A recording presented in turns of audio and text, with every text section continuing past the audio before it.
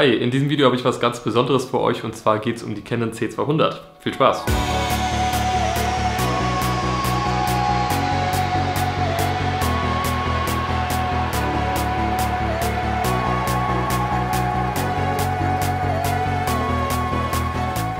Ja, bevor es losgeht mit diesem Hands-on-Video, erstmal zwei Sachen. Die erste Sache ist vielen Dank an die Firma Teltec, die das Ganze hier organisiert hat. Also Teltec hat für mich quasi Canon angeschrieben, um zu fragen, ob ich für meinen Kanal hier eben ein Video über die Canon C200 drehen darf. Canon hat dann noch zugestimmt, deshalb auch vielen Dank an die Firma Canon. Und die zweite Sache ist, das Ganze war jetzt nur in Anführungsstrichen ein Vorserienmodell. Das heißt, die Kamera kommt ja erst Ende Juli oder Anfang August auf den Markt. Das heißt, ich darf in diesem Video hier auch leider kein Footage einblenden von dieser Kamera. Das ist sehr schade, aber verständlich, denn theoretisch kann sich nochmal an der Firmware oder sowas was ändern. Deshalb darf ich das hier leider nicht einblenden. Aber ich habe natürlich Footage vorliegen. Ich habe natürlich auch ein bisschen was damit gefilmt und darf das auch kommentieren. Mit der Angabe eben, dass es sich noch um ein Vorserienmodell handelt. Das heißt, alles, was ich jetzt über das Footage quasi sage, sollte so ein bisschen mit Vorsicht genossen werden. Ich habe auf Instagram, Facebook und Twitter ein Foto von dieser Kamera gepostet und euch gefragt, was euch so an dieser Kamera interessiert. Erstaunlicherweise kamen relativ wenig Fragen zur Bildqualität an sich, sondern eher zum Handling und zum Vergleich zur A7S oder Vergleich zu anderen Cinema-Kameras und damit fange ich jetzt erstmal an.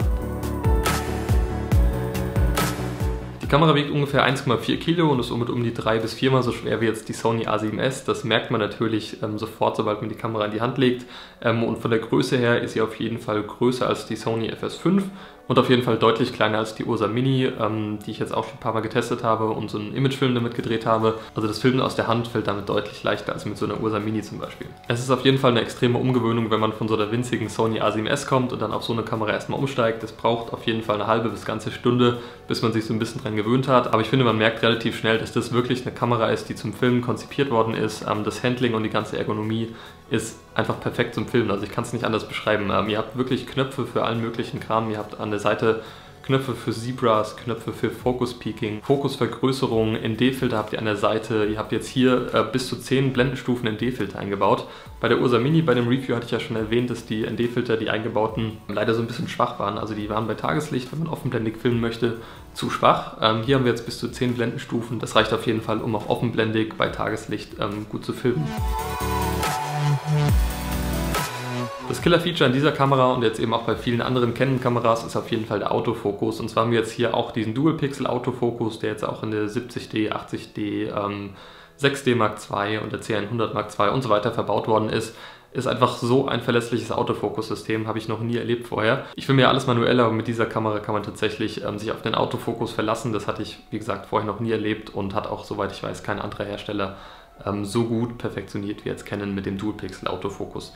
Über den Touchscreen, der übrigens extrem hell und sehr schön auch bei Tageslicht und so weiter ist, könnt ihr dann auch den Fokus einstellen. Das heißt, ihr könnt einfach auf das Display touchen und dann wird so ein Objekt getrackt und es funktioniert sogar auch so gut, dass wenn ihr quasi das Objekt aus dem Frame draus bewegt, also wenn ihr die Kamera kurz mal nach rechts oder nach links schwenkt und dann das Objekt wieder in den Frame reinbringt, dass er dann das Objekt quasi gespeichert hat und wiedererkennt und ihr könnt euch ganz schnell bewegen mit der Kamera, der trackt dieses Objekt einfach perfekt und hält die Schärfe entsprechend gut.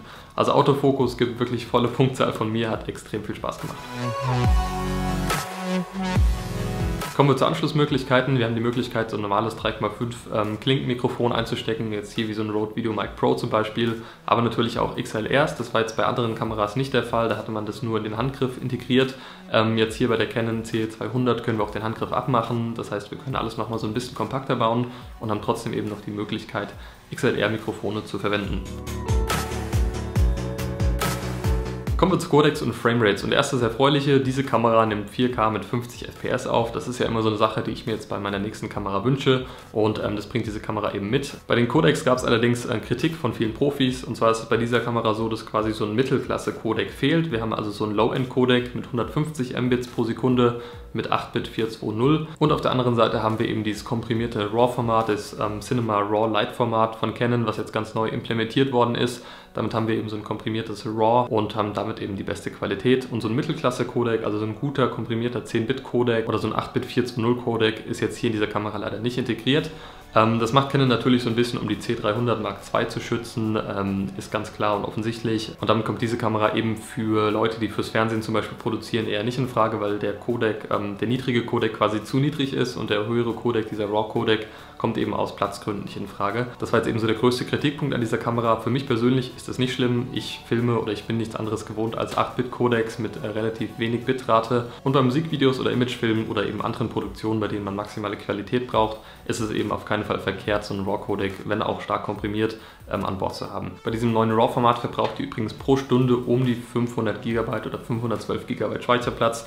Ist auf jeden Fall immer noch extrem viel, aber weniger als jetzt irgendwie unkomprimiertere Formate wie bei Blackmagic Red oder sowas halt verbrauchen.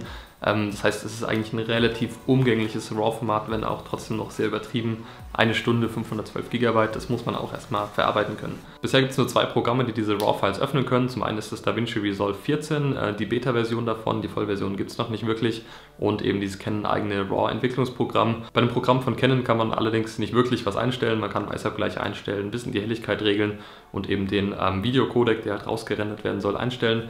Ansonsten habt ihr da kaum Möglichkeiten, irgendwas einzustellen. DaVinci Resolve, da sieht es schon ein bisschen anders aus. Da habe ich jetzt auch mal die Files reingezogen und die lassen sich butterweich schneiden. Das liegt natürlich irgendwie am MacBook, da war ich auch echt begeistert.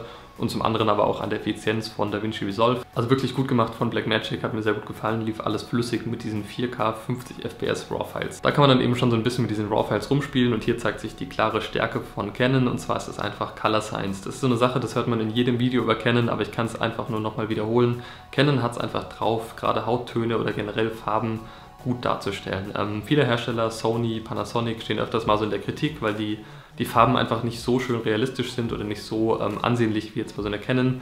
Und das ist auch eine Sache, die ich jetzt hier bei diesen Files auch so beurteilen kann. Canon hat es einfach drauf, was Farben angeht. Also wirklich auch hier gute Leistung. Wie gesagt, das Ganze ist noch ein Vorserienmodell, das heißt, das Ganze, was ich jetzt hier sage über die Farben, mit Vorsicht genießen. Ja, das war es jetzt mal zur Canon C200. Das war natürlich noch relativ oberflächlich, aber ich hatte die Kamera jetzt, wie gesagt, auch nur so ein paar Stunden zum Testen. Falls noch Fragen sind, schreibt mir das gerne in die Kommentare. Ich hatte ja vor ein paar Wochen so ein Q&A hochgeladen und da konntet ihr auch so ein bisschen mitraten, was ich denn jetzt für eine Kamera in Zukunft mir irgendwie plane anzuschaffen. Und jetzt kann ich ja sagen, es geht natürlich um die C200. Ich denke, das konnten sich jetzt einige von euch schon denken. Für mich ist das einfach wirklich die perfekte Kamera. Wir haben 4K 50 FPS, wir haben so einen Autofokus, auf den wirklich Verlass ist. Das ist gerade, wenn ich mit einer Steadicam arbeite, einfach Gold wert. Das konnte ich jetzt vorher bei einer anderen Kamera noch nie so wirklich ausnutzen. Tolle Hauttöne, ich filme ja viel Menschen, ich filme Musikvideos, ich filme mich selbst bei YouTube. Das heißt, was das angeht, ist die Kamera für mich perfekt. Dann dieser niedrige Codec, den ja viele so kritisiert haben, ist für mich für YouTube auch super. Das heißt, ich kann mit diesem niedrigen Codec meine YouTube-Videos machen, ohne großartig Speicherplatz zu verbrauchen. Und für eben diese höheren Produktionen, Imagefilme, Musikvideos, wo ich jetzt auch in Zukunft mich noch mehr darauf konzentrieren möchte, habe ich halt eben diese maximale Qualität mit dem RAW. Das heißt, für mich gibt es eigentlich bei dieser Kamera sehr, sehr wenig zu kritisieren. Ich muss aber auch einfach sagen, diese Kamera ist nicht für jedermann was. Leute, die fürs Fernsehen produzieren oder sowas, die haben eben mit dieser Kamera eben einfach nicht die richtigen Codecs, die sie brauchen. Für mich war das jetzt, wie gesagt, nicht so schlimm. Außerdem gibt es für diesen Bereich auch noch andere Kameras. Und ja, also ich habe vor ein paar Stunden diese Kamera bei Teltec bestellt, vorbestellt wohlgemerkt, die ist ja noch nicht lieferbar und wird wahrscheinlich bei mir Mitte August, Ende August, vielleicht auch erst Anfang September ankommen. Es gab schon wohl ein paar Vorbestellungen, das heißt, ich bin nicht der Erste auf dieser Liste und habe mich dann jetzt eben entschlossen, vorzubestellen. Ich bin mal gespannt, wie die Kamera ankommt und kann es kaum erwarten. Ich glaube, das wird extrem cool, wird so wie Weihnachten, Ostern, Geburtstag an einem Tag zugleich, wenn diese Kamera ankommt.